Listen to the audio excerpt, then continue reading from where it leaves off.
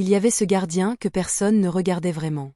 Tout le monde pensait qu'il n'était qu'un employé parmi tant d'autres, qu'il ouvrait les portes, balayait les sols et répondait aux ordres sans jamais poser de questions.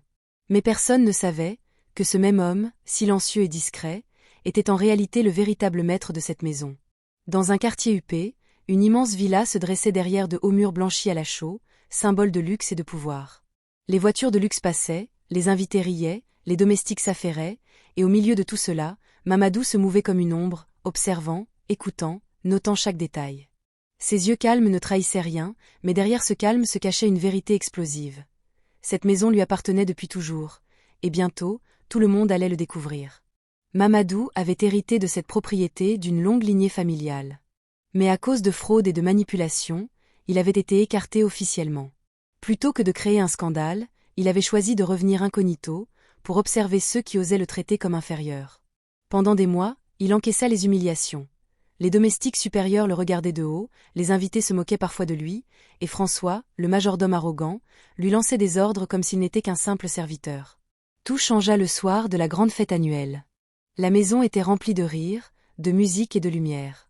François, enivré par son arrogance, ordonna à Mamadou de nettoyer immédiatement une éclaboussure de vin sur le sol, devant tous les invités. Mamadou s'inclina silencieusement, puis attendit le moment parfait. Quand il demanda à tous de se rassembler dans le grand salon, un silence lourd tomba sur la pièce. « Mesdames et messieurs, dit-il calmement, je dois vous révéler une vérité que vous n'auriez jamais imaginée, cette maison m'appartient. » Étonnement, murmures et rires incrédules emplirent le salon. Mamadou sortit alors un dossier complet, rempli de preuves légales irréfutables.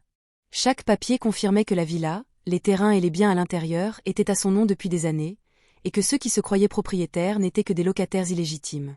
La stupeur fut totale. François pâlit et tenta de protester, mais Mamadou le fixa calmement. « Je vous conseille de vérifier vos informations avant de juger ou d'humilier quiconque. » La vérité éclata enfin. Ceux qui l'avaient méprisé furent forcés de reconnaître leur erreur.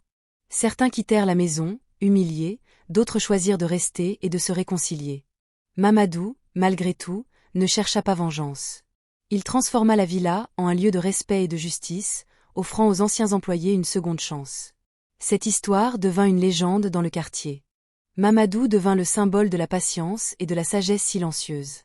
Une leçon claire, ne jamais juger quelqu'un sur son apparence, car parfois, le plus humble peut être le plus puissant.